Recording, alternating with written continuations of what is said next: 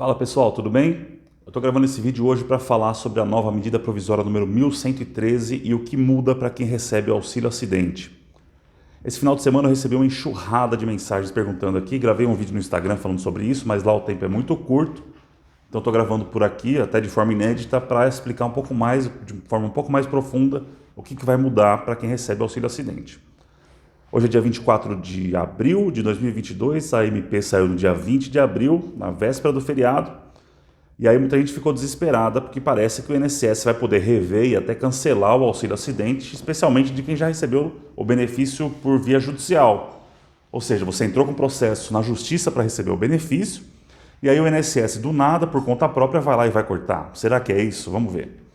Em primeiro lugar, vamos ler aqui por cima o que diz a medida provisória especificamente sobre esse assunto. Trata de vários outros assuntos, mas o que nos interessa hoje aqui é o auxílio acidente.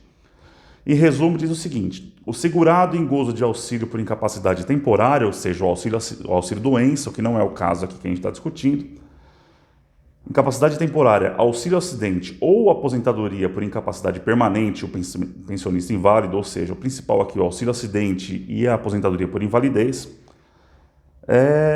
cujos benefícios tenham sido concedidos judicial ou administrativamente, ou seja, vai servir para todo mundo, estão obrigados, sob pena de suspensão do benefício, a se submeter a exame médico a cargo da Previdência Social para avaliação das condições que ensejaram sua concessão ou manutenção. Ou seja, o INSS está dizendo que quem recebe o auxílio acidente vai ter que passar por perícia para ser reavaliado sobre as condições que deram causa para o acidente. Então, vou dar um exemplo. Você é metalúrgico, você exerce uma função que tem muito esforço ou muita repetição, teve uma lesão permanente no ombro e por isso ganhou na justiça o benefício, o B94. O que essa medida provisória está dizendo? Que você vai ser obrigado a comparecer no INSS para fazer uma perícia para reavaliação. Está dizendo que o INSS vai poder cortar o benefício? Não está dizendo isso. Então, em primeiro lugar, não tem motivo para pânico, desespero, nada disso, tá? Está dizendo ali que você vai ter que passar por uma perícia no INSS e aí o médico vai te avaliar. Nesse momento, isso daqui é uma medida provisória, isso ainda não é lei, isso vai ser votado pelo Congresso e pode acontecer, inclusive, o que aconteceu em 2019. Não sei se vocês lembram, em 2019 foi editada uma outra medida provisória que tratava também sobre o auxílio acidente, mudava várias coisas, só que essa medida provisória não foi nem votada. Então ela caiu e deixou de existir. Então as mudanças que estavam previstas naquela anterior nem começaram a valer. O mesmo pode acontecer com essa, então a gente não sabe. É uma medida, de certa forma, polêmica, então vai ter alguma dificuldade na Câmara dos Deputados para aprovação. Nós estamos em ano eleitoral, a gente não sabe muito bem o que vai acontecer. Então, na prática, essa medida provisória vai valer desde que nasceu, mas ela vai ser aplicada quando ela for aprovada. Por quê? Porque o INSS vai ter que regulamentar como vai ser feito isso. Isso não vai ser automático. O INSS vai ter que emitir uma portaria ou uma instrução normativa dizendo como vai funcionar isso. Se o INSS te convoca, você é obrigado a comparecer, senão o INSS simplesmente vai suspender o seu benefício. Essa medida provisória vai ser aplicada de imediato? Como eu falei, aparentemente não. Posso estar enganado? Com certeza. Mas ela só vai ser aplicada na prática por conta dessa necessidade de regulamentação quando ela virar lei. Então não tem desespero por conta disso, pelo menos por enquanto, tá? Se o INSS, na instrução normativa que eles vão soltar mais para frente, disser que pode cortar o benefício mesmo de quem recebe judicial, aí ela é inconstitucional. Não tem nenhuma dúvida em relação a isso, tá? Por quê? Imagina só, você é um devedor na justiça. A justiça entende que você deve uma determinada obrigação. Você, de conta própria, pode dizer, não vou cumprir? Obviamente que não. Então a mesma coisa acontece com o INSS. A decisão judicial, ela tem efeitos permanentes, até que a parte contrária, como é um benefício de pagamento continuado, a qualquer momento essa sentença pode ser revista. Mas como ela é revista? Através de um novo processo judicial.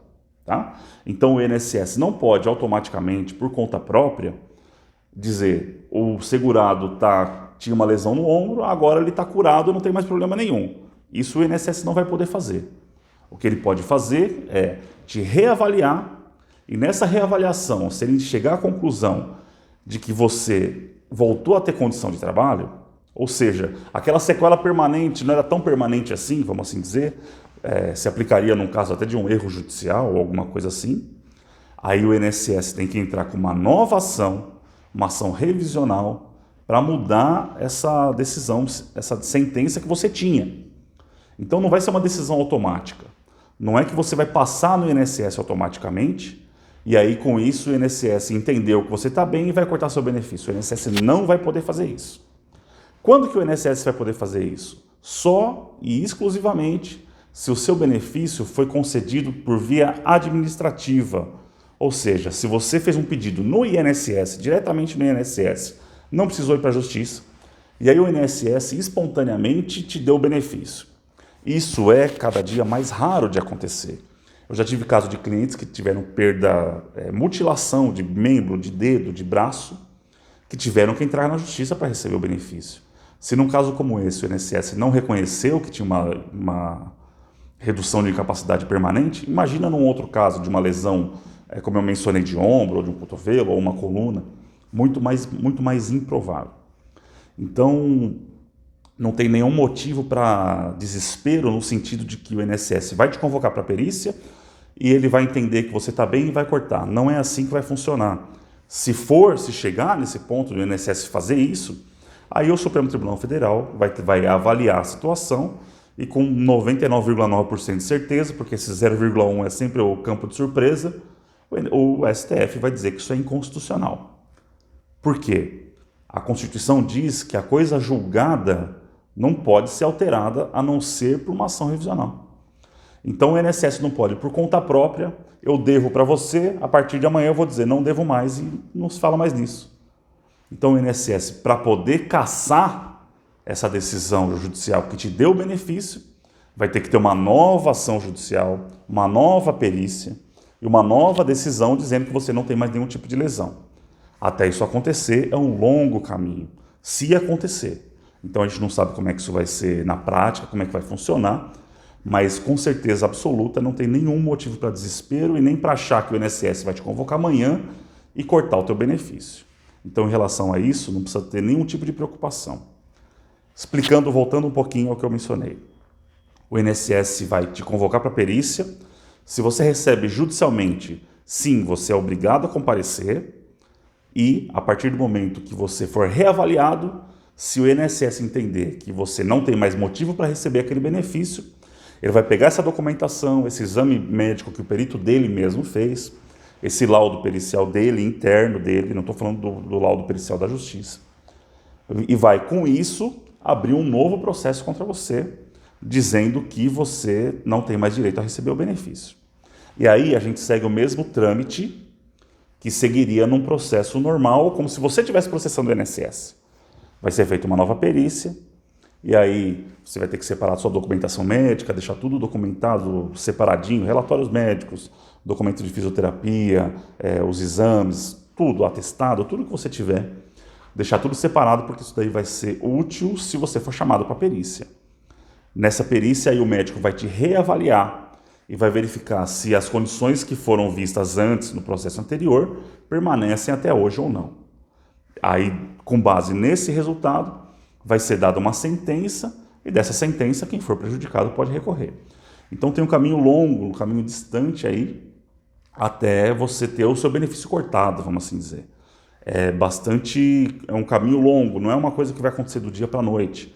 Não é uma coisa que você vai estar passeando no seu meu INSS, apareceu lá uma convocação para você ir para a perícia, no outro dia vai cortar o benefício. Não é isso, tá?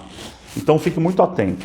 Mantenha o seu endereço no INSS atualizado. Isso é importante, porque se o INSS te convocar, ele pode te convocar via aplicativo, mas ele pode mandar uma cartinha para sua casa também.